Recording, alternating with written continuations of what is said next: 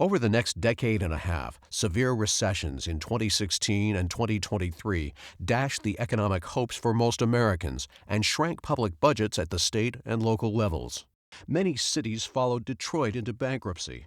Some replaced their public health departments with nonprofit institutions to continue offering public health services with a lower-cost workforce. Polarized politics continued to block any meaningful public health legislation. The health care crisis continued to monopolize the public's attention, particularly after the 2020 election, when the federal government finally abandoned the reforms of the Affordable Care Act, hoping to save costs during the lengthy period of economic recession. Funding was repeatedly cut at the federal, state, and local levels. Given the lack of resources, many public health agencies, or PHAs, focused on controlling communicable diseases and could do little to effectively prevent the epidemic of chronic disease. For example, many anti-tobacco programs were discontinued with the end of the tobacco settlement funding in 2025. Further, the tobacco industry got some restrictions weakened and aggressively renewed its advertising and promotion efforts, leading to the first dramatic increases in smoking rates in decades. Despite PHA's efforts to control communicable diseases, in 2020, a particularly virulent strain of the flu produced a pandemic in which thousands died. Politicians and the media blamed PHAs for not doing more to control the pandemic, dismissing PHA's claims of inadequate funding, overworked staff, and poor support. The pandemic cemented the public perception of PHAs as ineffective bureaucratic strongholds for people who could not find jobs elsewhere, which made it all the harder for PHAs to recruit and retain top people.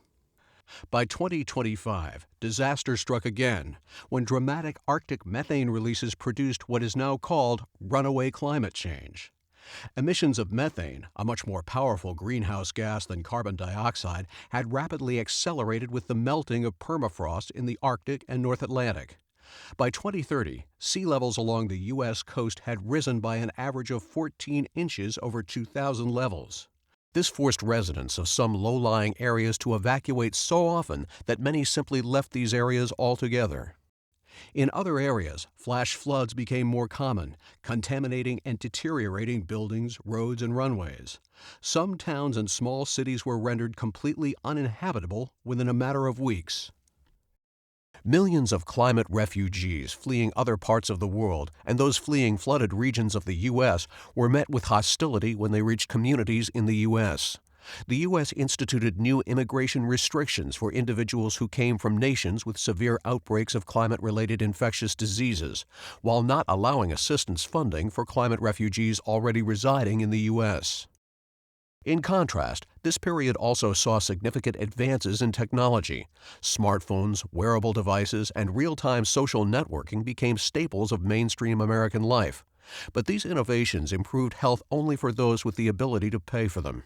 The resulting technological disparities were just another tourniquet cutting off the most vulnerable populations from the better future that the affluent and middle class could enjoy.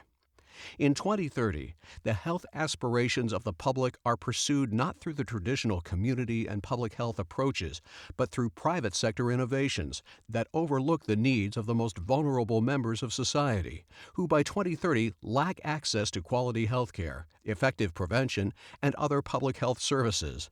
Ultimately, these members of society have lost hope for the future.